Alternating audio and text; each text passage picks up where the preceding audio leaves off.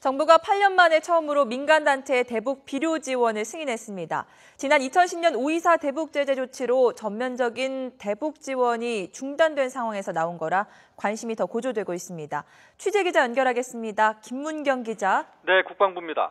네, 8년 만에 처음으로 대북 비료 지원이 승인됐다고요? 그렇습니다. 통일부가 민간단체 대북 비료 지원을 지난 2007년 이후 8년 만에 승인했습니다. 통일부는 대북 지원 사업자인 재단법인 에이스경암의 육로 대북 비료 지원을 승인했다고 밝혔습니다. 지원 규모는 온실 조성 사업에 필요한 비료 15톤과 신규 온실 건설 자재 50동 분량, 영농 기자재 등 컨테이너 22대에 달합니다. 이에 따라 에이스경암 측은 내일 오전 경의선 육로를 통해 지원 물자를 싣고 북한으로 떠납니다.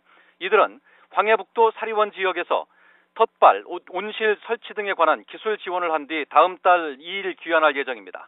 정부는 그동안 천안함 피격 사건에 따른 5.24 조치로 쌀과 옥수수와 같은 식량에 한해 대북 지원을 승인했지만 비료 지원 등은 사실상 금지해왔습니다.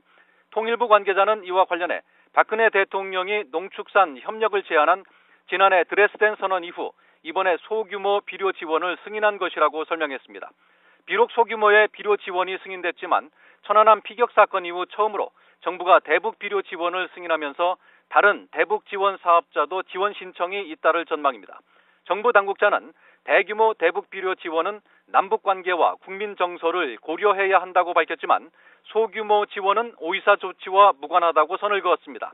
지난 2009년 대북 지원단체로 지정된 에이스경암 이사장인 안유수 에이스침대 회장은 이번 지원 장소인 사리원이 고향으로 지난해 같은 지역에 비닐하우스 50동을 추가 설치한 데 이어 이번에 150동으로 늘릴 계획입니다.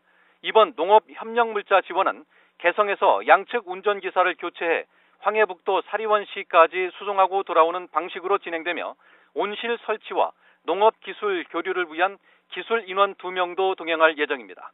정부 관계자는 앞으로도 북한 주민에 도움이 되는 농축산 분야는 물론 투명성이 확보되는 인도적 지원은 지속적으로 허용할 방침이라고 밝혔습니다.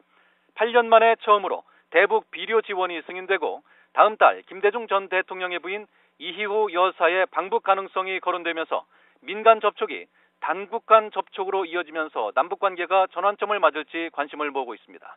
지금까지 국방부에서 YTN 김문경입니다.